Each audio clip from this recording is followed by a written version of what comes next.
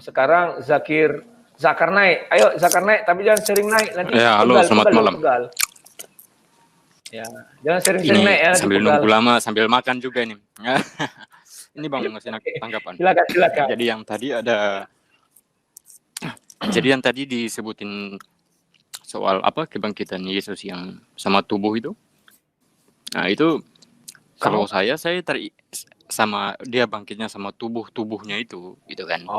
Jadi ya. saya jadi teringat sama dia bangkit dengan tubuh kemuliaan. Jadi kalau tubuh kemuliaan itu mungkin kita bisa ingat juga ceritanya peristiwa Elia ya. Itu bukan bangkit dengan tubuh kemuliaan, tetapi di sorga dengan tubuh kemuliaan. Kan itu ayatnya. Nah itu ya. Tapi ya itu gimana ceritanya nanti kita perbandingan dengan kisah Elia itu gitu kan. Oh, Elia ya. Elia itu kan terangkat ke surga itu. Iya, naik kereta. Ininya. Kereta api itu kan tubuh-tubuhnya kan. Jadi nggak mungkin kalau menurut jadi kalau saya pikir nggak mungkin peristiwanya Elia itu dia naik cuma dengan tubuh biasa, tubuh manusia ini. Jadi mungkin udah pasti itu ada transformasinya dia ya. Ya sama mungkin sama seperti Tuhan Yesus itu kan tubuh kemuliaan itu. Karena Alkitab sendiri juga menegaskan gitu kan kalau di surga itu ya nggak ada kedagingan gitu kan. Gimana mungkin manusia kita yang biasa-biasa ini bisa ada dalam surga gitu kan. Mungkin kalau aku melihatnya begini. Abang mungkin bisa lihat di 1 Korintus 15 ayat 50 itu kan bahwa daging tidak darah tidak bisa diterima ke dalam surga. Nah, aku melihatnya seperti ini. Ketika Elia naik kereta api itu, artinya tubuh daging ini menjadi debu. Jadi tinggallah dia tubuh kemuliaan. Demikian juga Yesus ketika naik sampai orang mata melihat. Ya, naik. Tapi kan enggak. Tapi kan apa? Tapi yang jadi masalahnya, itu kan nggak ada yang menuliskan dengan jelas di situ bahwa Elia itu dia jadi debu dulu gitu kan. Nah, kan begini, daging kembali kepada dari debu kamu diambil dan kembali kepada debu. Jadi ketika Elia dibawa ke sorga, hukum itu berlaku. Debu ini ditinggalkan dulu karena tidak bisa masuk kerajaan sorga. Karena meskipun dia suci, dia itu diambil dari tanah yang sudah dikutuk kan. Maka dia meluruh ini menjadi debu, tinggallah tubuh kemuliaannya. Kita bentuknya kita nggak tahu bagaimana. Dan Yesus pun juga demikian. Ketika naik memang masih bisa dilihat orang. Setelah itu kan kita nggak lihat. Dan sesuai firman Tuhan bahwa ini harus kembali kepada tanah. Ya itu juga makanya saya agak setuju juga pas di awal-awal abang bilang bahwa Tuhan Yesus yang kita sembah sekarang ini itu bukanlah Tuhan Yesus yang yang manusia ya, yang dulu ya, yang waktu dia masih hidup di bumi gitu kan. Karena ya kalau saya sih sependapat dengan itu. Tuhan Yesus yang kita sembah sekarang itu adalah roh. Gitu kan. Itu jelas-jelas roh itu. Gitu kan. Saya sebenarnya cuma pengen nyampein kalau saya sependapat dengan pendapat abang yang itu. Terus masalah tubuh kemuliaan itu juga. Nah, karena saya sempat ada juga saya baca ya, karena ada tulisannya kayak gini, tubuh kemuliaan Yesus itu adalah suatu konsep teologis yang dikasih sama Injil Yohanes.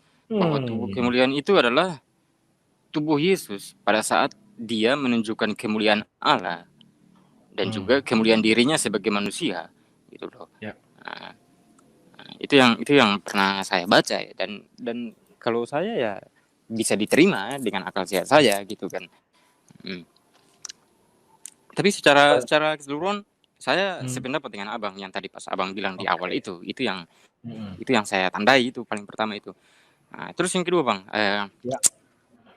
mungkin abang bisa share screen dulu ini soalnya saya lihat banyak teman-teman Kristen ini di kolom komentarnya, wah kesurupan semua ini sama teman-teman Muslim ini, makiannya gila itu. Ayo. Mungkin abang bisa buka di QS Al-Hajj 40. Oh, tunggu, Al-Quran. Ya, QS Al-Hajj. Sebentar. Ayat 4. Sebentar.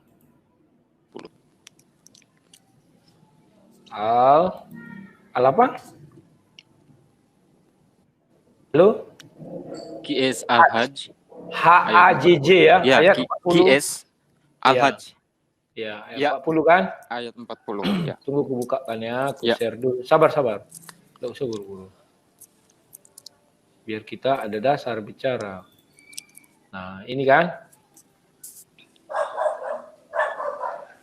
Ada yang menggonggong itu. Ini kah? Halo? Al-Hajj ayat 40. Yaitu orang-orang yang telah diusir dari kampung halaman itu. Coba ini agak kurang bisa diperbesar, Bang. Bisa antaranya. Nah, ini sesungguhnya ada bagian kalimatnya itu. Sesungguhnya. Yang mana ini? Terakhir itu? Ini sesungguhnya itu ayat 39. Sesungguhnya sesungguhnya Allah benar-benar Maha Kuasa menolong. Coba Bang dikasih kecil lagi. Saya agak ini. Kalau nggak salah 40. Kalau 40 ini mengenai bidat-bidat dalam Yahudi. 40 Bang, 40. Ya ini. 40 yang bagian bawahnya itu. Ya. Yang aku bacakan aja dari atas ya. Allah pasti menolong orang-orang bacakan aja dari atas. Agamanya. Ya, sebentar. Bacakan aja dari atas ya. Meskipun boleh. Orang-orang yang telah diusir dari kampung halaman mereka tanpa alasan yang benar, kecuali karena mereka berkata, Tuhan kami hanyalah Allah, dan sekiranya Allah tidak menolak, buka kurung keganasan sebagian manusia dengan sebagian yang lain, tentulah telah dirobohkannya biara-biara Nasrani, gereja-gereja, rumah-rumah ibadat orang Yahudi, dan masjid-masjid yang di dalamnya banyak tersebut nama Allah. Sesungguhnya Allah pasti menolong orang yang menolong agamanya. Sesungguhnya Allah benar-benar maha kuat lagi maha perkasa. Terus, halo? Ini saya cuma mau nyampein buat teman-teman Kristen ini yang di kolom komentar. Wah itu keserupan semua itu ikut-ikutan sama saudara-saudara Muslim sambil saling maki nih. Kalian Allahnya orang Kristen itu bukan Allah yang perlu dibela sama kayak ayat yang 40 ini loh gitu loh. Jadi sesungguhnya siapa yang menolong Allah pasti Allah juga menolong gitu loh kan. Jadi kalau saya pikir kalian nggak usah ikut maki-maki lah gitu kan, biarin aja gitu kan. Itu Tuhan kita itu nggak perlu dibela, apalagi sampai kalian maki-maki kiri kanan itu gitu kan. Cuman yang itu aja Bang. Terus satu lagi Bang tanggapan ini saya ini cuman himbauan aja buat sekali lagi buat teman-teman Kristen sama Muslim juga. Itu ada debater juga yang sebelah yang pernah debat juga sama Abang Andrianis Small of Princess Bang. Oh iya Princess, kenapa? Abang ikut nggak beritanya sekarang itu? Yang ku dengar dia sakit, katanya sakitnya itu lagi sakit parah itu lagi sakit parah itu hematemesis. Saya pikirnya mungkin sirosis ya, gagal organ hati kalau nggak salah itu. Kalau paling parahnya ya kanker hati. Maksud saya gini, mungkin kita bisa itu kan dia post di bagian komunitasnya di channelnya itu buat karena dia hidupnya sendiri nggak ada apa-apa gitu kan. Jadi dia galang donasi. Jadi saya pikirnya kalau kita yang Kristen ini bisa donasi buat Abang misalnya juga apologeter Kristen yang lain, kenapa kita nggak coba bantu dia juga? Itu kasihan juga itu dibaca di status komunitasnya dia itu.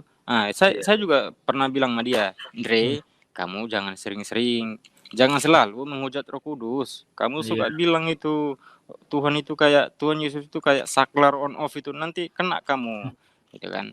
Jadi ini juga himbauan juga buat Muslim.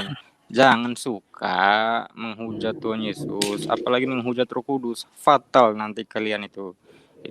Jadi mungkin Abang bisa ya dengan segala rasa hormat, Abang mungkin bisa ngajak semua yang monitor live ini teman-teman dari Kristen atau Muslim buat ikut bantu Bang Andrianis Small itu buat donasi dana juga buat pengobatannya itu gitu loh.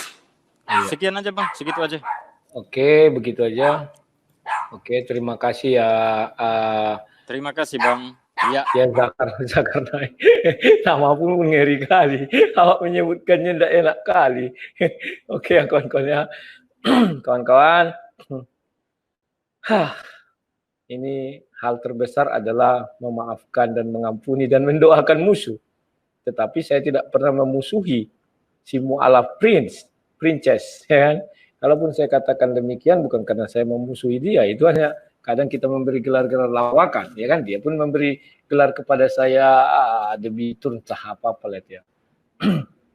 Saya mau bukakan sedikit bahwa begitu saya dapat kabar dia sakit, saya langsung menghubungi dia lewat Skype ya kawan-kawan ya, dan dia membalas, tunggu sebentar saya bukakannya, sebentar, bahwa tidak boleh ada di dalam hati orang Kristen itu membenci, apalagi sampai membilang ini itu ya, menghina, menghujat, jangan kawan-kawan. Kalau orang dalam kesusahan ya berarti dia memang susah. Cuman kita tidak salah mengajak dia untuk, ya kayak tadi kalau memang dia pernah menghujat-hujat ya kurangilah. Tetapi percayalah kawan, saya sudah, kok jadi ini? Saya sudah mengatakan sesuatu kepada dia, bahwa jangan kalian kira saya tidak punya empati ya. Simpati dan empati ya. Nah, mana ya? Kok aneh? Oh ini belum saya buka ya. Harus dibuka gini dia. Oh, baru bisa masuk. Ya. Kami sudah berbicara di Skype. Tunggu saya setel dulu ya. Nah, ini. Inilah bicara kami di Skype ya kawan-kawan ya. Nah, saya besarin dulu. Nah, ini udah ya.